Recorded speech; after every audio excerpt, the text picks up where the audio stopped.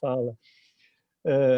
Juliana, aí, se você quiser interferir, alguma coisa assim. Eu queria falar um pouquinho com a Tamires também. Eu queria entender, Tamires, você não teve, né, no outro debate que a gente fez aqui na mostra, eu queria entender como foi a sua entrada também nesse processo do filme. Então, eu encontro o Sorriso Negro, né? Eu sou do Rio de Janeiro, né? Eu vou para São Paulo estudar cinema e antes de ir para São Paulo eu me coloco num processo seletivo, né? Que é do Quinofórum, que é da onde vem a realização, né? Do filme Sorriso Negro. E aí eu e a Laís a gente se encontra, né? Nessa organização das equipes, né? De primeiro encontro, né, com a Laís, no processo seletivo, né, do Quinofórum, eu já coloco a importância, né, e a ênfase que eu tenho de debater a questão racial, né? E aí saem vários roteiros, sai um roteiro falando sobre homofobia, sai um roteiro nesse momento do Quinofórum, né? 2018 para 2019, porque a gente realiza em 2018, né? O filme fica pronto em 2019 e 2019 vai para o Festival Internacional de São Paulo, que é o Quinofórum que realiza. E aí, dentro disso, a gente se encontra, né? A Laís, de todos os diretores, ela é a única diretora negra, né? E roteirista naquele momento, e que está debatendo o racismo e a solidão da mulher negra perante o racismo, né? Então, a gente se encontra muito nesse anseio, né? De querer debater a questão racial, né? E debater a solidão da mulher negra, né? Porque há um recorte aí crucial no filme, que é a mulher negra, né? Então, assim, é a Teresa, né? O que a Teresa passa sobre a personificação do corpo da Teresa, por exemplo, no Uber, sobre exotizar a Teresa. Então, assim, esses recortes tudo tem a ver com uma questão de gênero, né? Então, a gente se encontra muito aí nesse momento, e desde quando eu tive contato com o roteiro, eu falei, é esse filme que eu vou fazer. E aí, em algum momento, alguma diretora queria que eu fizesse um outro filme, um filme sobre a questão LGBT. Aí eu falei assim, gente, eu não saí do Rio de Janeiro para vir para São Paulo, eu preciso falar de racismo, né?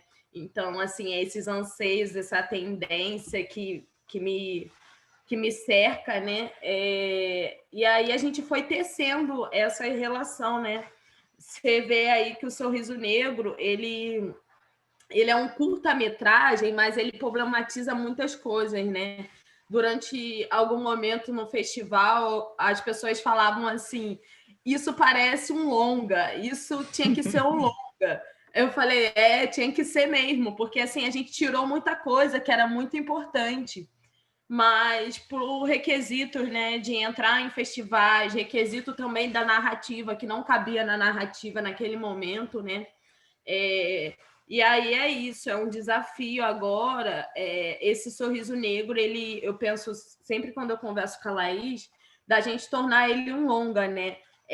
O tornar ele um longa é esse processo minucioso de trabalho de base mesmo, e de trabalho de passar em todos os festivais, né? Para que ele tome um corpo de um longa-metragem, né?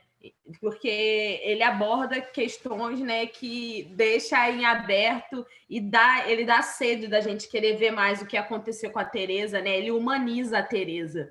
Eu acho que é um ponto que foi crucial para mim, não só debater o racismo, mas o sentimento. Eu queria vibrar as pessoas, eu queria emocionar as pessoas, sabe? Humanizar, porque é isso. Quando um menino negro morre, né? Quando uma pessoa negra morre, se você for ver os comentários, tinha que morrer mesmo, porque roubou, porque é pobre.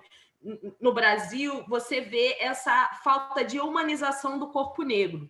E isso não é de agora, isso é historicamente. Isso, se você for pegar em relatos históricos, né, é um processo histórico a gente ser desumanizado. E aí o filme, ele tem esse trabalho de humanizar, né, Tereza, humanizar as mulheres negras, que é isso, nós somos seres humanos, né? Nós temos direitos humanos como qualquer uma pessoa. Muito bom. Bacana isso. Eu queria falar um pouquinho. Primeiro, eu queria mais uma vez parabenizar vocês por essa produção que é maravilhosa, que leva a gente a fazer uma série de reflexões sobre a questão do racismo, né, de preconceito, discriminação. Eu moro nos Estados Unidos e lá nós vivenciamos outro racismo, outro preconceito, e até pelo fato de ser latina, mulher, enfim. Mas quando a gente vai falar de racismo é lembrar dessas questões centrais, né, que mantém esse processo histórico longo de desigualdade, né, entre brancos e negros, que se desdobra muitas vezes em genocídio de pessoas negras, no encarceramento em massa, na pobreza e na violência contra mulheres. Os últimos acontecimentos, né, nos Estados Unidos, por exemplo, com a morte do George Floyd, a morte do menino João Pedro, aqui no Brasil, de 14 anos, que levou um tiro dentro da própria casa durante uma operação policial no Rio, ou o caso do João Alberto Freitas, que foi brutalmente assassinado por homens brancos no Carrefour de Porto Alegre, a morte do menino de 5 anos, o Miguel Otávio Santana, em Pernambuco, né, e tantas outras mortes que acontecem, colocam em evidência essas discussões sobre o racismo. E o momento atual que nós estamos vivendo, a pandemia do novo coronavírus, explicitou ainda mais esse racismo estrutural que nós vivemos no Brasil. Não só no Brasil, como também nos Estados Unidos, onde os maiores afetados por essa crise sanitária, ou pela maior crise sanitária do século, são as pessoas em situação de vulnerabilidade social, a população negra, a população indígena, né?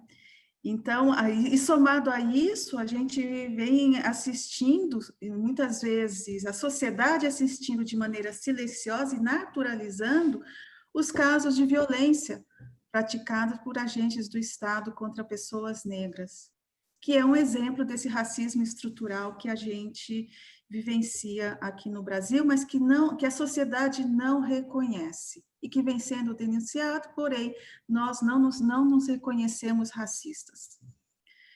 Então, eu queria, na verdade, provocar aqui uma discussão e perguntar para vocês três o que é esse racismo estrutural, como ele funciona e como ele atinge a vida das pessoas. Leni, quer começar, por favor? A palavra é sua. Bom, em síntese, né? Primeiro eu quero parabenizar, estou encantada com o filme. Ele atinge cirurgicamente as questões simples. E o que é importante, o audiovisual ele se transforma nesse filme como um instrumento no combate ao racismo, porque ele deixa muito óbvio as sutilezas que ninguém vê. Então, não tem mimimi no nosso discurso. Esse filme é a prova de que não tem mimimi, né? Porque quando nós, militantes, falamos da discriminação e racismo, é mimimi e tal. Tá, os acontecimentos estão mostrando a gravidade da situação. Mas o que se pode esperar de uma libertação, entre aspas, onde simplesmente os negros foram jogados, né, à rua, e tem um projeto de genocídio, é um projeto que vem desde aquele tempo, porque foram criadas leis que impediam a organização dos negros, impediam que o negro tivesse propriedade, impediam que frequentasse escolas, leis extremamente segregacionistas, leis que eram para transformá-lo em escravo ad eterno. E nós costumamos dizer no movimento negro que a nossa luta sempre existiu, né? É uma luta árdua, porque nós resistimos a isso e estamos aqui enquanto nação efetiva. Só que esse racismo estrutural impregnou tão fortemente em cima da democracia racial, somos todos iguais, que essas coisas sutis, por exemplo, a naturalização da menina que colocou um objeto de adorno junto com as santas entidades que nós cultuamos. A naturalização, como se a casa fosse dela mesmo, não tinha nenhuma diferença. Então, essa naturalização está muito implícita no povo, né? No mundo. E isso é que está fomentando os conflitos. Nós temos que respirar. Nós não podemos morrer sufocados, né? E essas questões, por exemplo, os recortes que o filme dá, eu anotei algumas coisas que são como um genocídio moral, né? A gente fala que a gente reivindica que a cada 23 minutos morre um negro no país. O nível de violência é esse. Mas essas violências psicológicas sutis fazem parte também desse projeto de negropolítica, né? Que é de genocídio psicológico. Como que ele ocorre? Quando o Uber a trata com desigualdade, sutilmente, não é assim que ele age com uma mulher branca, né? A gente sabe disso. A folclorização em cima do vestido preto, porque não é assim que vocês chamam? Tipo, a intolerância tá aqui, né? Está contida. A hostilização que para nós negros paira como uma nuvem, né?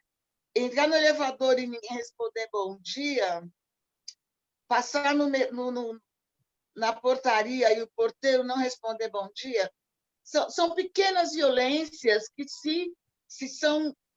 tornam-se muito grandes no nosso convívio diário. E essas coisas têm uma profunda influência na saúde mental e na autodeterminação, na questão da autoestima. Então, esse projeto político de genocídio é um projeto que temos que combater.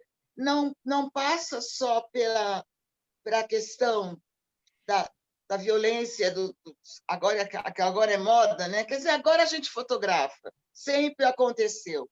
Essa violência nos supermercados, nos mercados, essa violência explícita, não passa só por isso, o genocídio, né?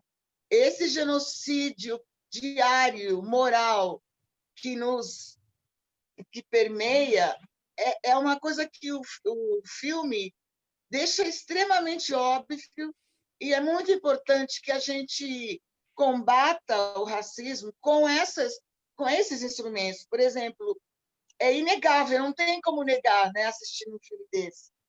E isso é um dos instrumentos que nós temos, entre outros, nesse combate diário, que eu costumo chamar de moto contínuo, né?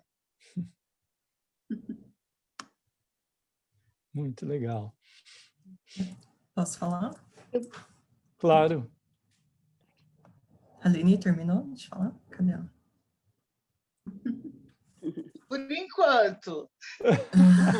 Pode falar, Laís. Sim. Bom, acho que começa no período da escravização, né? E o Brasil, ele foi o último país a abolir a escravização.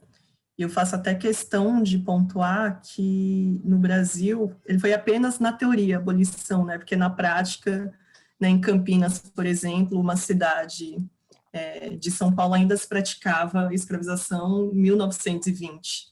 Né? E aí, com a implementação das teorias eugenistas, né, através de leis, né, ainda em algumas cidades se praticou, né, a escravização até meados de 45.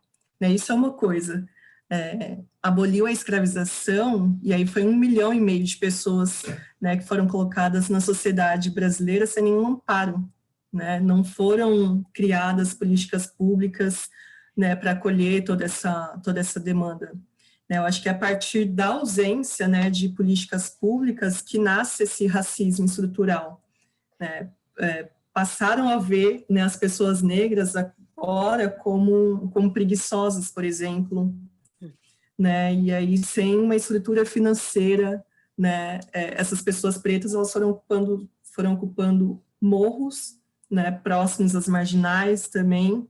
E aí, de novo, né, eu trago a questão da eugenia, porque é uma herança presente, né, nos dias de hoje, e, né, que o perfil ideal para ocupar cargos de liderança, por exemplo, e que passem confiança, é um perfil próximo, né, do homem branco, né, próximo do europeu, enquanto indígenas e pretos que já foram, né, considerados animais, foram estigmatizados, né, colocados como preguiçosos. E aí, após 130 anos, né, de abolição, é difícil, né, a população preta ainda alcançar, né, uma estabilidade financeira. Né, existe toda uma construção, uma estrutura, né, para nos impedir de alcançar certos lugares, né, certos status. Então, toda essa simbologia, né, eu tento, de alguma forma, condensar e colocar e abordar, né, no filme, né, foi a escravização, passamos pela eugenia, né, e hoje a gente vivencia, né, a necropolítica, e é o que, como a Leni falou, né, ela nos mata, né, de diversas formas, né, e começa dessa forma sutil, né, presente. Então, tentei trazer isso para o filme, porque acho que nos afeta muito, nos adoece psicologicamente, né, entre a população preta, o suicídio é o mais alto, né, agora na pandemia, por exemplo, quem é que mais está morrendo também é a população preta, né, existe todo um sistema aí de maneiras de controlar a população preta, e a morte, encarceramento, né, tem toda uma estrutura por trás para nos controlar. Posso falar?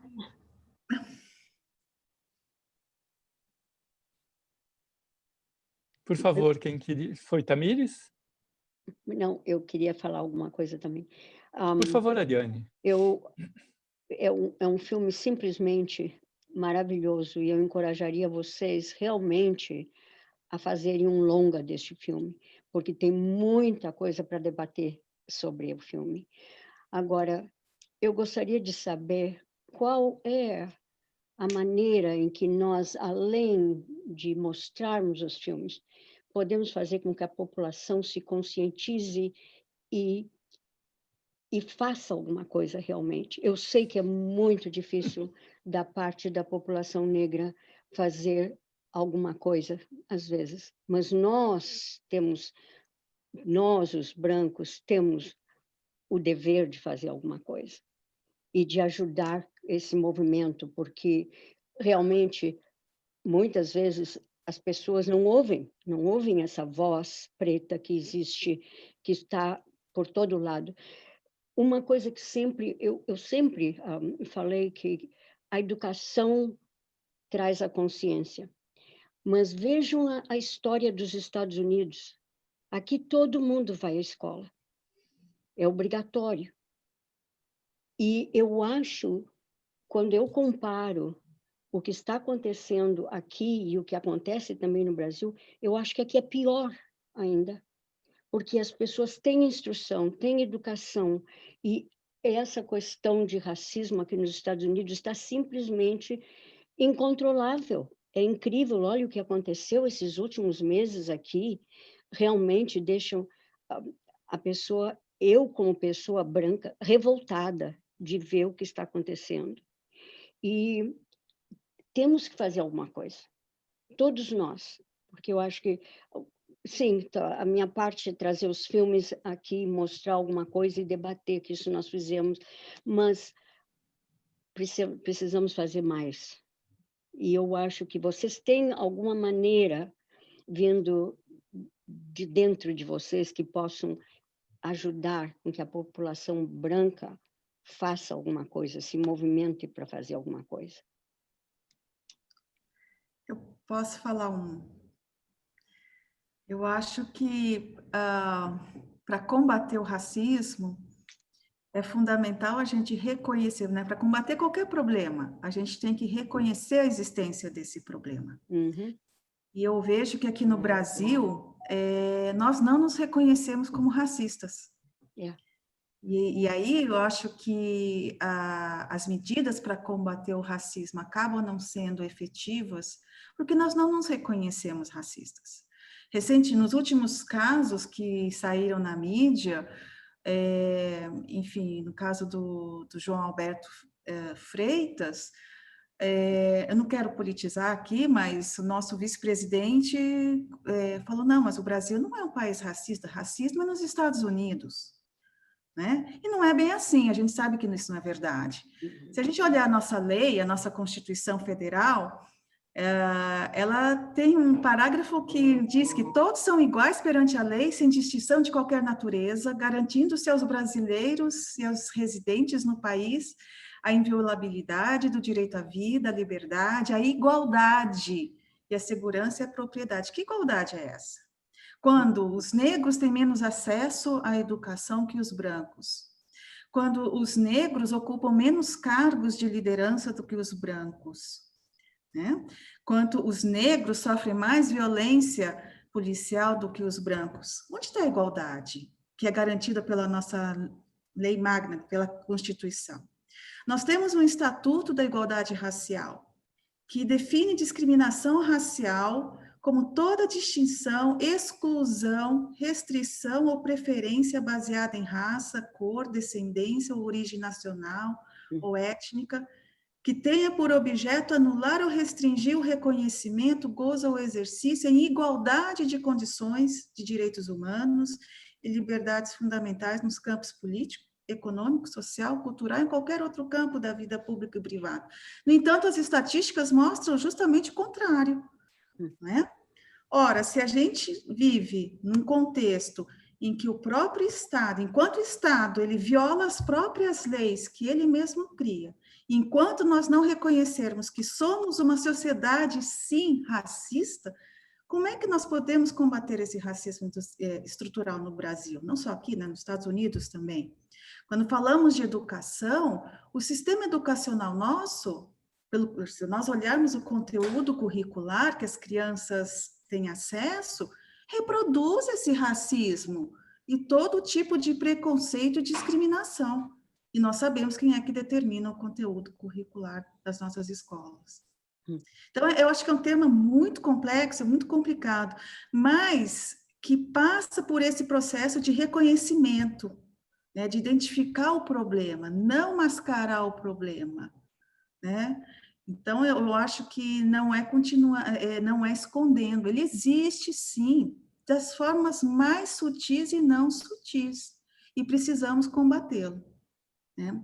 E aí, a forma como combatê-lo, eu acho que é o maior desafio, porque passa por uma questão moral também, humana, né? Não é agora falar de racismo, porque agora virou moda falar de diversidade, equidade e inclusão nas empresas para ficarem bonitinhas e a marca ser valorizada. É uma questão humana, que é isso que o filme mostra, né? E que nós estamos nos desumanizando cada vez mais.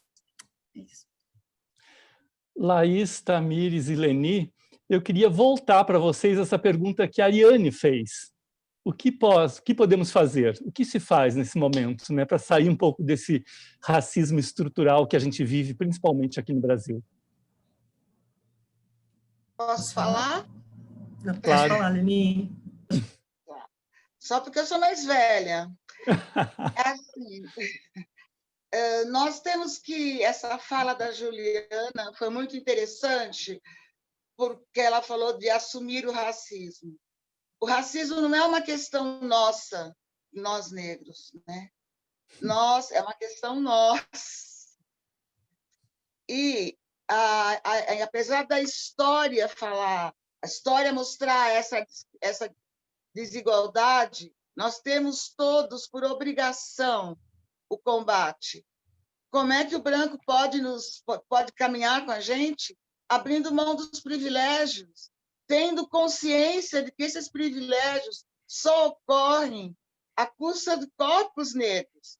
Eu não estou fazendo drama corpos negros, não. À custa do nosso trabalho, de tudo que a gente influenciou para essa estrutura econômica do país. Que, veja bem, após a escravização, quem veio? As pessoas que vieram de outros países, os imigrantes que vieram para cá com terra, com o mínimo de apoio, ao passo que não dá para ter políticas públicas para corpos como nossos, que eram vulneráveis, eram para ser exterminados. Então, é importante que a história seja contada da maneira certa, realmente, que nós contemos a nossa história. E, a partir daí, os brancos, todos nós temos que ter consciência do privilégio. Não pode achar natural que na sua agência bancária não tenha funcionários negros. Não pode achar natural que você vá no aeroporto e seja atendido por negros em cargos subalternos e não tem negros no mesmo naipe, como se diz. Não. Os negros estão em locais onde a desigualdade é crassa a nível de moradia, nos piores empregos. Isso não é mimimi, isso é estatística. Algo tem. Os brancos, nós todos, não podemos ignorar que algo tem nas estatísticas de desigualdade. Não pode ignorar por que não se fala na morte das duas meninas ontem, estavam brincando. Não se fala sobre isso. Nós é que temos que falar. Por que não se fala? É natural. Estamos naturalizando o genocídio. Então, vamos caminhar juntos, vamos ter consciência dos privilégios que, enquanto raça, temos e como podemos caminhar junto com o nosso companheiro, né, de outra raça. Como, sutilmente, como diz o filme, pequenas atitudes. Não basta ter um amigo negro, não basta gostar de sambar. E não é isso. É ter consciência de que essa desigualdade nos afasta, nos faz mal como seres humanos, nos mata.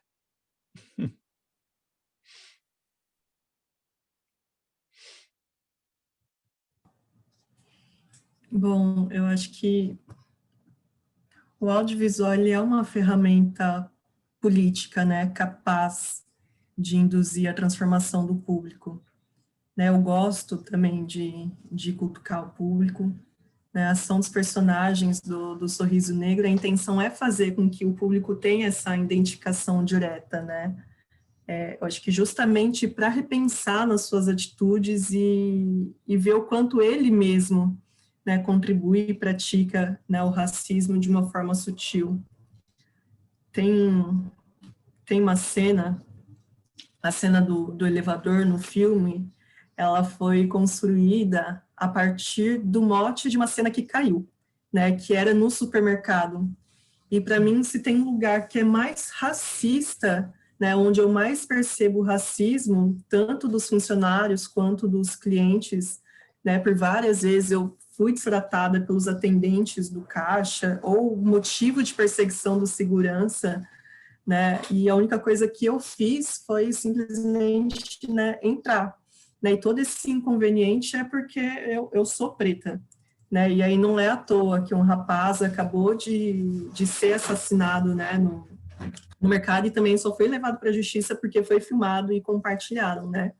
E ainda que o rapaz que foi assassinado, né, os advogados dos assassinos estão tentando culpabilizar a vítima, né? Então, como, né, que as pessoas têm essa coragem ainda de nos culpar pelos seus erros? E é frequente isso. é um sintoma, né, do racismo. E acho que para vocês verem a relevância, a discrepância, aliás, eu vou trazer um exemplo que eu acho que é relevante, né? Eu frequentava uma espécie, né, de república, e aí eu tinha uma amiga francesa que morava lá, e tinha uma moça que morava com ela, e a mãe é brasileira e o pai é espanhol, né? E a menina, ela tinha como que é? Título de condessa, né? E ela se divertia rindo, contando pra gente que ela roubava vinho em supermercado, né? E vinhos caríssimos. E os seguranças deixavam ela passar, porque ela, né, branca, né, loira, de olho azul, então ela usava todos esses privilégios que ela tinha para passar, né, sem ser julgada, sem ser, né, apontada pelo segurança. Né, ao mesmo tempo que o meu perfil, ele é sempre motivo de perseguição e que causa, né, até morte. Então, para concluir, né, toda essa simbologia eu tento trazer, né, para o sorriso negro, para que as pessoas se vejam, né, para, de alguma forma, a ideia é tentar diminuir, né, a intenção é essa, né, eu acredito que atinge uma pequena parcela, né, das pessoas que assistem, não o restante, que é a maioria, infelizmente, né, eu acho que na mesma proporção que entra por aqui e sai por aqui, né, porque as pessoas também não querem se identificar, né, a gente até teve uma situação na pré-produção do Sorriso Negro, né, na oficina de preparação de elenco, cara, inacreditável, né, eu acho que realmente está no nosso cotidiano e quem percebe, quem sofre mesmo, sabe, é essencial que a Juliana falou, desculpa, é Juliana, né, que a Juliana falou, né, ter a consciência dos privilégios para a gente, de fato, assim, para a gente caminhar juntos, né, juntos, se reconhecer, primeiramente, eu acho que o que cabia a mim fazer é o que eu tentei fazer com um Sorriso Negro, mostrar, tentar trazer essa identificação, né, do espectador não preto se perceber como um agente causador de racismo, do racismo.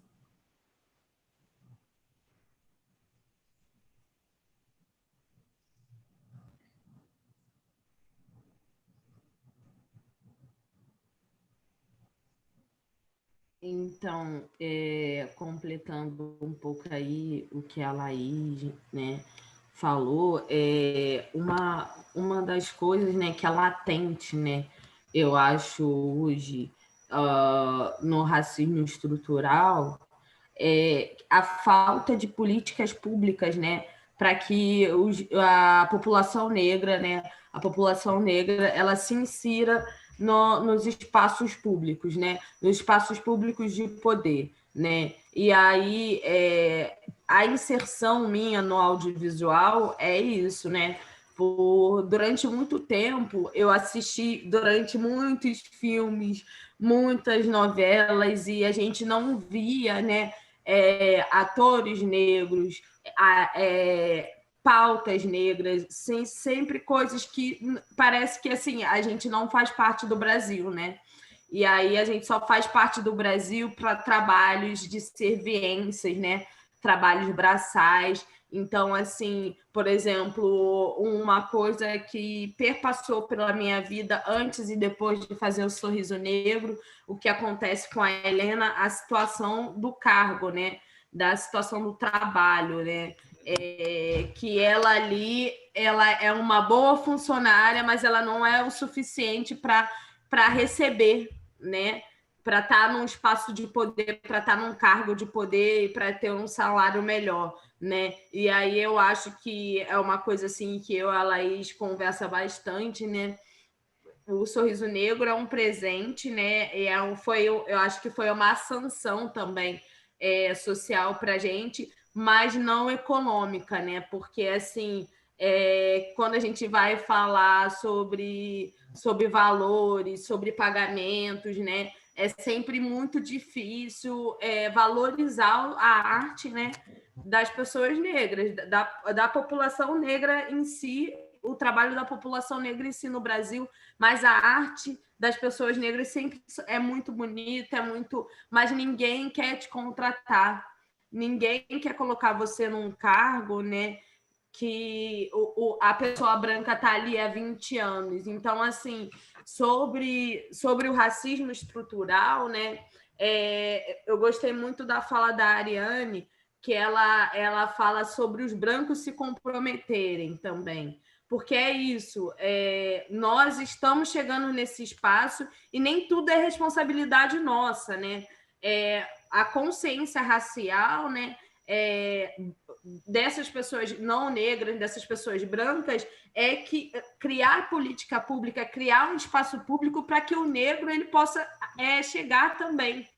Então, assim, não é você ter um amigo negro. Eu quero saber se você tem um amigo negro, você daria uma vaga de emprego para ele, não para ele te servir, entende? Então, assim, eu acho que são essas problemáticas que a gente está lidando muito mais hoje no Brasil, né? O negro, no processo progressista que a gente estava vivendo, a gente teve a políticas de cotas, né? Eu sou estudante, estudo numa universidade federal, então eu sei o susto, os olhares das pessoas quando eu entro na universidade, né?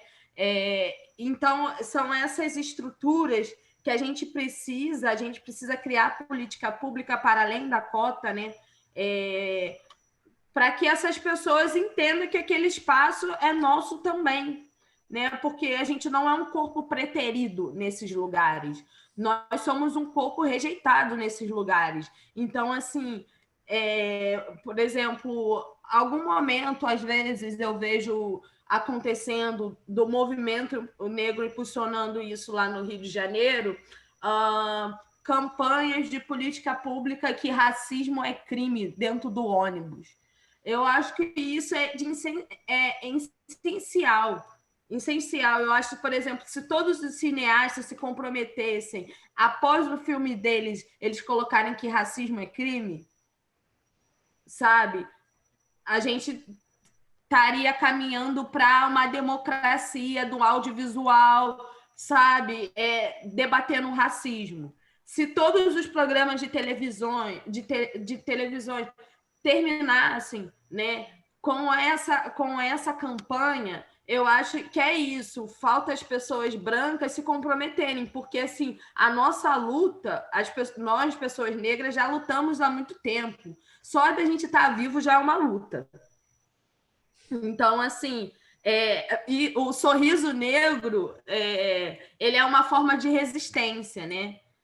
Não é só luta. A luta, a gente estar vivo dentro dessa sociedade que a gente vive brasileira, né? E aí o sorriso negro é uma forma de resistência e resiliência a esse racismo.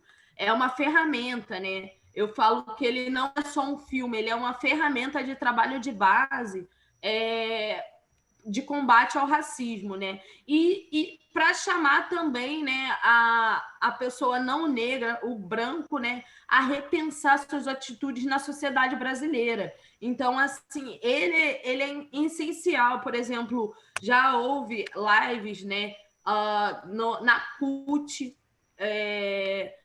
sobre o Sorriso Negro, exibição do Sorriso Negro, no mês de novembro. Já teve lives do MNU, né? Então, assim, é uma ferramenta que vai para além de um filme, né? Ele é uma ferramenta que dialoga com a classe trabalhadora, né? Eu acho que era meu maior medo, o meu maior medo era fazer um filme que não dialogasse com a classe trabalhadora, sabe? O meu maior medo era fazer um filme, por exemplo, a minha mãe, que é uma babá, que durante muito tempo já foi empregada doméstica, ela assistir e ela não se identificar, porque eu acho que é isso. A gente precisa tocar, a gente precisa dialogar com o público. Então, assim, e aí, quando eu, às vezes, converso com a Laís, eu falo assim, a gente fez um bom trabalho, porque, assim, por mais que o Sorriso Negro, né, tenha as suas dificuldades, né, que a gente tenha nossas dificuldades estruturais, né, financeiras, a gente fez um bom trabalho, as pessoas olham, as pessoas conseguem se identificar, é um vocabulário, né, que a massa consegue entender. Você vê que ele tem poucas falas, mas as expressões corporais, os olhares, né, eles dizem muito. Então, assim, é uma ferramenta que eu penso que daqui a 10 anos eu vou olhar para o Sorriso Negro, eu vou pensar assim, nossa, isso foi uma ferramenta para a democratização do audiovisual, porque eu penso que não há democratização do audiovisual sem a participação do movimento negro, sem a participação dos negros, porque, assim, né, a maioria da população do Brasil é negra, a gente precisa dialogar com eles, né? A gente precisa ter essa extensão. Então, é isso, é um desafio esse longa. O longa, né, ele tem que ter essa extensão também do curta do Sorriso Negro. Quando eu fico idealizando um longa do Sorriso Negro, eu penso que é um longa que ele tem que estar em todos os cinemas, sabe? Ele tem que estar em todas as salas de cinema. Ele tem que ter esse tato, né? Eu acho que o Sorriso Negro ele tem um tato com as pessoas negras, ele tem um tato com as pessoas brancas, ele te mostra, ele não só joga para você a informação, né? Ele te mostra, ele te vem te cativar ao pensar o crítico, né? E aí eu acho que é isso. Eu acho que, para além das pessoas negras, eu quis causar uma consciência racial nas pessoas brancas, né? Obrigada, Ariane, obrigada, Juliana, pela fala de vocês maravilhosas. Eu vejo o comprometimento, Luiz também, o comprometimento de vocês, pessoas brancas, para a democratização do audiovisual, né? E para que tenha mais pessoas negras no cinema, né? E no audiovisual. Isso é muito importante. Isso que vai fazer o nosso país avançar no meio dessa crise que a gente está vivendo, essa crise política e econômica. Realmente, Tamires, o filme de vocês é impactante. Eu já falei isso para a Laís na outra live, né?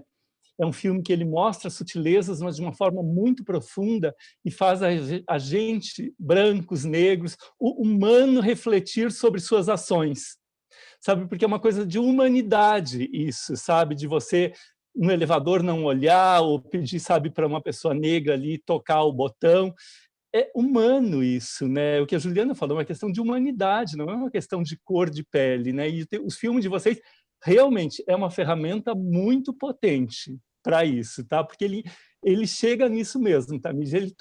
Ele toca mesmo com poucos diálogos, mas as situações e aquilo que vocês colocaram, as pessoas que estão passando, que agem daquela forma, se veem ali. E isso pode trazer, né, como a Ariane perguntou, né, pode trazer uma consciência, né, para essas pessoas de olhar aquilo e dizer, olha, eu faço isso, sabe, com essa pessoa porque ela é, sabe, preta e tudo. Então, eu acho que é muitíssimo importante, né, esse filme, e que venha o longa, tá? Vamos ficar esperando. Tem que estar na próxima mostra. Não tem longa. Eu não desenhei o longa, eu desenhei a série dele, tem a série Sorriso Negro, é uma dramédia, né? E tá aí, já temos uma proposta aí de fechar com uma produtora. Daqui a pouco vocês vão saber. Parabéns, Laís. Olha, vamos ficar bem informados, então. Por favor, nos mantenha informados, tá? E a gente já está indo para o final, nós já estamos 1h30 aqui, né, entre o filme. Desculpem pelo problema técnico com o filme, mas é o Zoom, às vezes a gente, né, não é tão perfeito como numa plataforma de streaming mesmo. Eu gostaria de fazer uma pergunta ainda para vocês, Laís. Como a mostra aqui nos Estados Unidos, quando é presencial, este ano foi virtual, e, aliás, foi bom porque impactou um maior número de pessoas, mas normalmente nós fazemos a mostra aqui nos Estados Unidos, nas universidades, e realmente é o que eu gostaria que fosse mais, porque Aí temos os estudantes, temos os professores que debatem os temas e nós trazemos os cineastas que participam desses debates. E se vocês, eu posso ainda oferecer para essas universidades que são parte do meu grupo aqui da mostra. Eu tenho as melhores universidades do estado aqui de Chicago fazem parte da mostra e contribuem para que nós tragamos a mostra aqui. E neste próximo período, durante este próximo ano letivo, que está tudo ainda virtual, vocês permitem que eu traga, porque tem algumas que realmente eu tenho certeza que poderiam conversar com vocês. Eu gostaria que vocês pudessem conversar, como estamos conversando aqui, com os alunos das universidades, porque essas mentes jovens é que têm que mudar. Essas mentes jovens têm que aprender realmente a história que muitas vezes, e principalmente aqui nos Estados Unidos, não é contada como ela deve ser contada. E então eu gostaria de perguntar se é possível durante este ano, se tem algum interesse, podemos fazer nas universidades individualmente palestras com vocês. É uma maneira de divulgar mais, né? Sim, sim, eu me sinto super honrada, né, por mais esse convite. Sim, eu acho fantástico. Eu também acho fantástico. Eu estou aqui em Goiás, né, fazendo aqui a faculdade de cinema, né, e audiovisual. Eu acho que é muito importante as faculdades em si de cinema ter esse comprometimento, inclusive, com a disciplina, né, sobre as relações étnico-raciais que aqui tem no IFG em Goiás, né? Mas, assim, nem todas as faculdades de cinema têm essa disciplina, né, de relações étnico-raciais. Então, assim, é muito importante no âmbito, né, universitário, que é uma estrutura, né, da sociedade muito importante, né, que produz pesquisa, produz também um espaço de poder, né? Produz cultura. A gente está debatendo isso, né? E levar o Sorriso Negro, eu acho assim que eu não faço um cinema brasileiro, um cinema carioca, um cinema goiano. Eu acho que assim o meu recorte de cinema é um cinema latino-americano, né? Então, assim, quando a gente fala do Brasil, né, mas assim, a gente está tomando também um recorte da América Latina, né, porque a gente passou por esse processo de colonização, né, a gente passou por esse processo desse racismo incubado, né, a gente pode ver isso na Argentina, a gente pode ver isso no México, né, a gente vê isso em questão da gente não reconhecer o Haiti como América Latina, isso é uma problemática. Então, assim, é isso. Eu acho que vai ser muito importante o Sorriso Negro estar nas universidades aí dos Estados Unidos e a gente fazer essa rede, né? Posso falar só um minutinho? Claro. A Tamires falou agora há pouco, racismo é crime.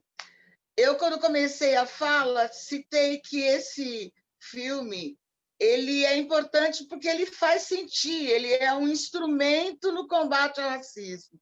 Esse convite da Ariane fechou, porque se o racismo é crime, onde ele tem que... Como é que a gente não vê ninguém ser sancionado por ser racista? Porque nas faculdades, nas universidades, a educação não está embasada nisso. A história não é contada como ela deve ser. Então, a partir do momento que o próprio Conselho Nacional de Justiça está atento para a questão que os juízes sancionem os racistas, né?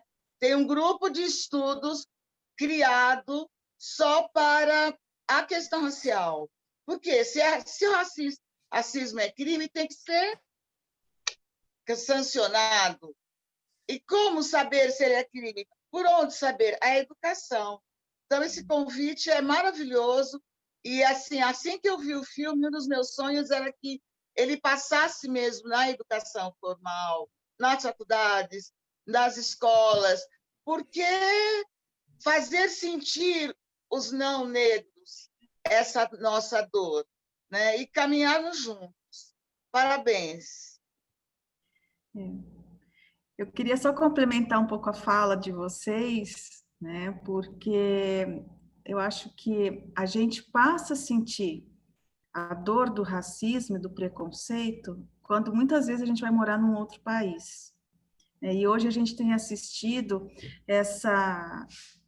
a gente está vivendo, né, uma crise de valores morais, humanos, né, como nunca, né, e o que a gente vem assistindo em vários países, eu falo por experiência nos Estados Unidos, e aqui também a gente vê nessa xenofobia doentia em relação aos estrangeiros, em relação aos latinos, ou imigrantes, ou refugiados. Enfim, é uma intolerância, é desumano isso, né? Porque nós não nos identificamos como uma raça humana. Nós segregamos, nós segmentamos, né? Ou é o negro, ou é o branco, enfim, e não somos a raça humana, que é uma raça única, não é verdade? Nós somos apenas diferentes, e que bom que somos diferentes. Se fosse tudo igual, ia ser tão chato, né? Ia ficar sem graça. Mas a gente rotula, a gente discrimina, né? E eu acho que eu, como outras pessoas de origem latina, nós sentimos isso, né, atualmente nos Estados Unidos, né? E é um medo muito grande. Eu hoje tenho medo, tenho pavor de morar nos Estados Unidos, com medo de violência, de retaliação, até de deportação. Eu concordo perfeitamente contigo, Juliana, que eu já estou aqui nos Estados Unidos há quase 50 anos, é uma vida, né? Mais tempo do que no Brasil.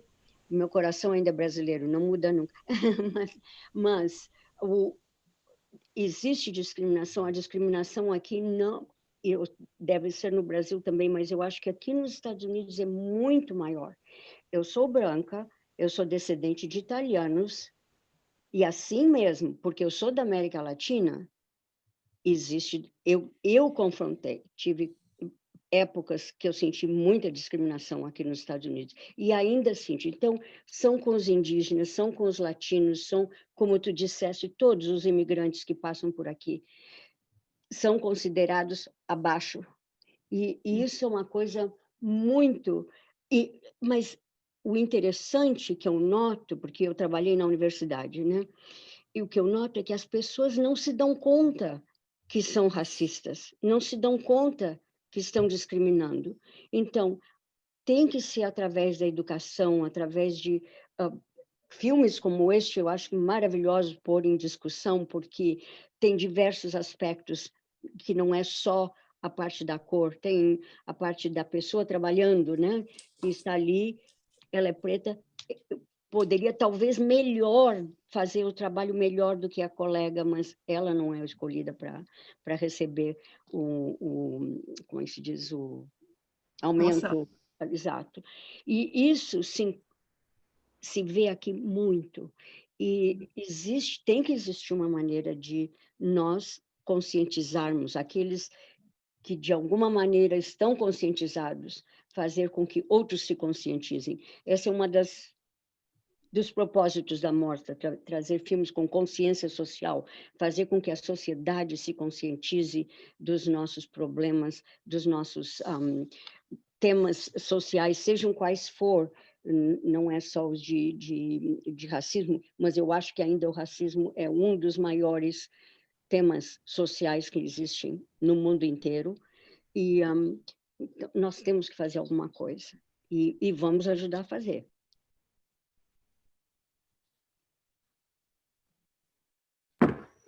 Muito bem.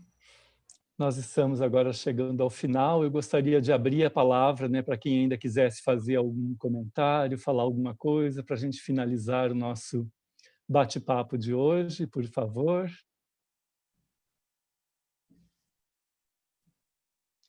Prazer, Tamires, prazer, Laís. muito orgulhosa do caminhar, né? Orgulhosa do olhar que vocês nos trouxeram, orgulhosa a olhar para vocês jovens, faz eu sentir assim, que vale a pena esses 42 anos de luta e vale a pena caminharmos juntos.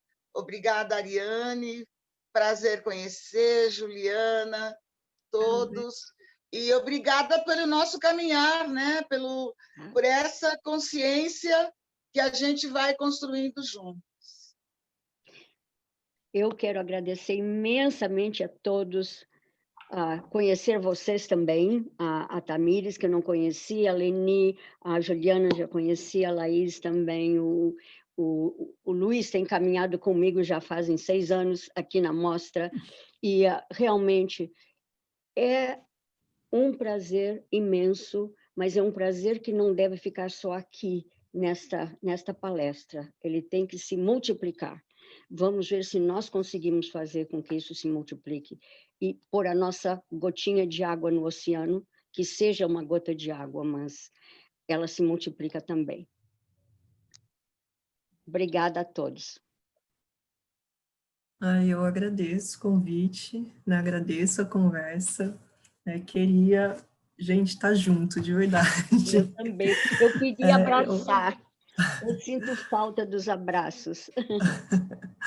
Nossa, eu morro de vergonha de falar em público, né? No começo eu me enrolo um pouco e aí depois, né, vou soltando aos poucos. Agradeço o convite mais uma vez, me sinto, né, honrada. Fazia tempo que eu não via a Tamires também, né? Queria, né? Que bom que ela apareceu aqui, a gente se fala de vez em quando pelo WhatsApp, né?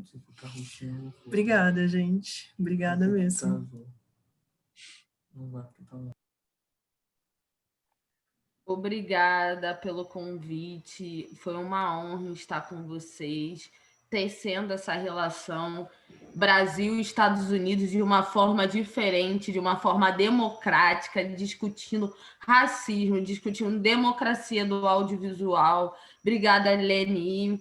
Obrigada, Luiz. Obrigada, Ariane. Obrigada, Juliana, Laís. A gente tem muita coisa ainda para construir juntos.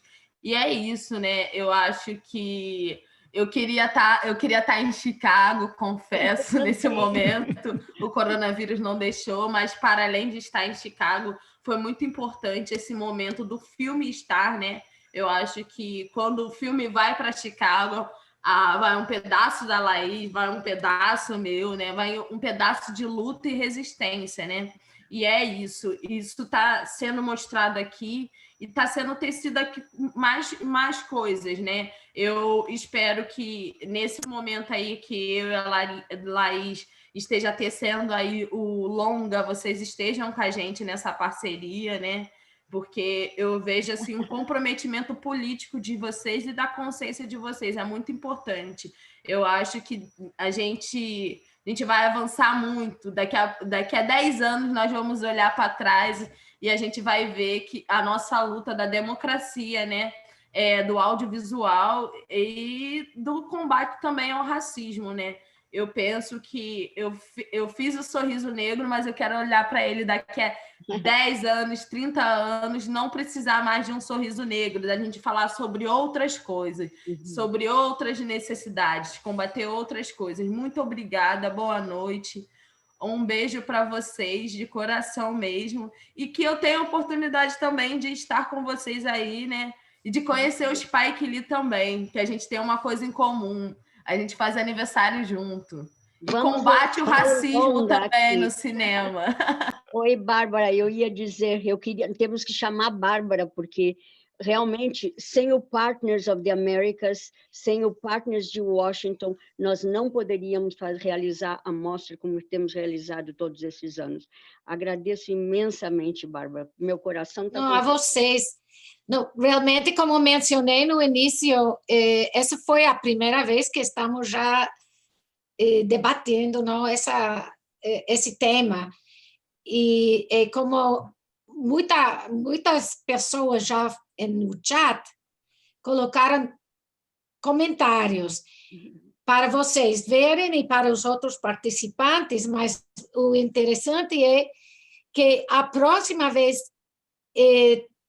será possível ter uma conversa sobre o que pode fazer a comunidade internacional em solidariedade durante o que está acontecendo em todos os países. Estamos nos Estados Unidos passando uma época muito difícil nesse sentido, não de racismo, mas está levando muito consciente agora que temos um sistema racista, não? E que a gente não percebia realmente, porque são sutis, não sei como se diz, não? Mesmo como o filme mostrou, e se não está olhando bem, perde o que está acontecendo em todas as relações, não é só as palavras. E ao final, que ela, com sua própria comunidade, na cultura dela, ela podia sorrir, não? Então, vamos seguir com este tema ou outros temas durante os próximos meses, não? E agradeço muito vocês por dar o seu tempo e estar com a gente, não? E o filme é o início, não? Provoca, deixa a gente refletir, não? Para mim também foi um prazer enorme conhecer a Leni, a Laís, a Tamires, reencontrar a Iane aqui, né, o meu amigo Luiz e Bárbara, com quem eu trabalho, enfim, participar dessa discussão maravilhosa, dessa reflexão tão importante, assistir mais uma vez a esse filme, a esse curta belíssimo, que eu espero que vire mesmo longa-metragem, e que a gente possa levar isso para mais pessoas e levar essa reflexão e essa conscientização, né? E é isso, como representante também da Partner, estou à disposição, a gente está aqui à disposição, e eu espero que esse seja o primeiro de muitos outros encontros para a gente poder trabalhar essa temática e outras tantas, né? Porque o Sorriso Negro, eu me identifiquei tanto com ele, né? E, ao mesmo tempo, eu acho que ele trata também de uma outra questão, que é a nossa posição como mulher, né? Então, eu acho que dá para tirar dali muitas reflexões, né? E com relação a essa questão da inclusão, né? Que todo mundo hoje agora está falando de inclusão, mas eu acho que é uma questão mais profunda do que a inclusão, que é a gente se sentir pertencendo, né, a um grupo. Eu acho que esse sentimento de pertencimento é muito importante, mais importante do que simplesmente a inclusão, né? Isso é mais profundo, mas essa é outra discussão que eu espero que a gente possa ter muito em breve. Meu anseio é que nós todos chegamos um dia à conclusão que somos todos seres humanos, todos somos seres humanos, com a capacidade mental, capacidade espiritual, capacidade interna de respeitar o outro ser humano. E isso, eu acho que é a coisa mais importante que nós todos temos que aprender na vida e ajudar com que os outros se conscientizem disso. O Luiz falou uma coisa muito importante, eu acho, que foi essa desconscientização de que o ser humano não está perdendo. Eu não me lembro se foi o Luiz ou se foi a Juliana, mas um de vocês falou que realmente nós estamos perdendo esse contato conosco mesmo, com nós mesmos, dentro de nós. Quem somos? Nós somos seres humanos, e não importa a cor, não importa se você é mulher, homem, gordo, magro, seja o que for, nós somos seres humanos, todos com capacidade mental, capacidade interna, e eu acho que isso é a coisa mais importante que existe na vida. E vamos, os pinguinhos d'água que nós podemos colocar, vamos ver se a gente consegue fazer alguma coisa. Bom, eu vou terminar aqui, então, e colando nessa fala da Ariane, né, na questão do humano. E esse humano, gente, é uma questão da gente estar conectado. É uma conexão nossa, de cada um de nós, está aqui, ó, é dentro do coração. E a gente se conecta com o amor. Tá? Não é com briga, não é com raiva, não é com ódio, não é com nada disso. A conexão se faz através do amor e da consciência, expandindo a consciência. Você sabe, o filme de vocês faz isso. Quem vê o filme de vocês e tem um pouquinho, sabe, de consciência, já olha e diz, olha, eu faço isso, eu faço aquilo. E isso é o importante, porque isso faz a gente retornar para o que a gente é, o ser humano conectado com você. O que você é lá na sua essência? Você não é uma cineasta, você não é uma negra, você não é um branco, você é um ser humano. E isso é muito, muito importante, tá? Então, muita gratidão, Tamires, Laís, Leni, por estarem aqui. Vocês são nossas convidadas, né? Nós organizamos esse evento e convidamos vocês aceitaram.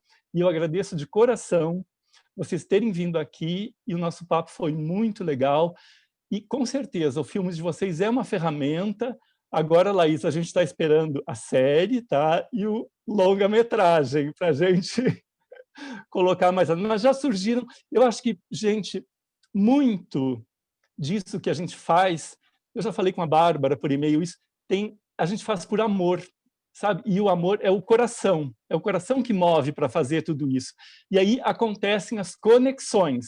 Não é à toa que nós estamos nessa live aqui falando sobre isso e acontecem essas conexões. A Ariane convidar vocês para levar o filme para as universidades americanas e lá vão haver mais conexões. E é isso, nós estamos todos conectados.